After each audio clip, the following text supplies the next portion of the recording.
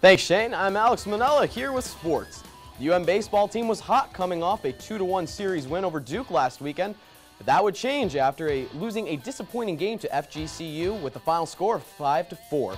Miami initially came out strong, leading the Eagles 3-1 in the 6th inning, but that would change once the Eagles were able to capitalize on 2 of the Hurricanes' errors in the 7th inning, which led to them scoring 4 runs for the rest of the game. UM would only score 1 more. The Canes now look forward as they are preparing to travel to Pittsburgh this weekend to take on the Panthers. After a long and competitive NBA season, the playoffs are finally upon us. The playoff race was a close one between the Miami Heat, the Chicago Bulls, and the Indiana Pacers. The 2016-17 season was definitely an up-and-down one for the Bulls, but their 112-73 win over the Brooklyn Nets helped them clinch a playoff berth. Paul George, on the other hand, was busy leading the Indiana Pacers team to a victory over the Atlanta Hawks, sending them into the playoffs with a first-round matchup against the defending champion Cleveland Cavaliers. But will the Cavs be back-to-back champs, or will the Warriors come back with a vengeance after losing last year now that they've gained Kevin Durant? We'll find out starting this Saturday. Now, from one playoffs to another, the NHL team started the quest for the Stanley Cup last night. The first games didn't disappoint with plenty of action and drama. Here's the highlights.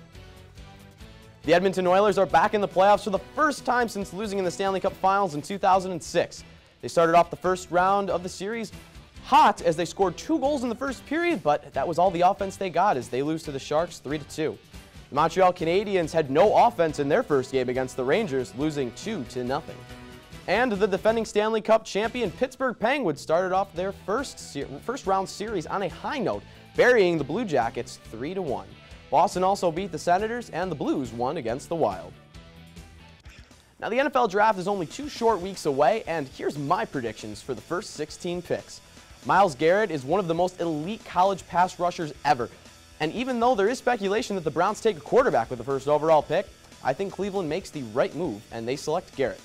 Leonard Fournette's running ability is something that many NFL teams would want, and I think the Panthers are going to take him. Mitch Trubisky will be the first quarterback taken, going to a crowded quarterback pool in Cleveland, and the Eagles select an offensive weapon in Christian McCaffrey, who pairs well with Carson Wentz. The Colts prepare for life after Frank Gore by taking Dalvin Cook. Now, I'll be back next week to share the rest of my first-round picks. That's all the time we have for sports. Now back to you guys at the desk.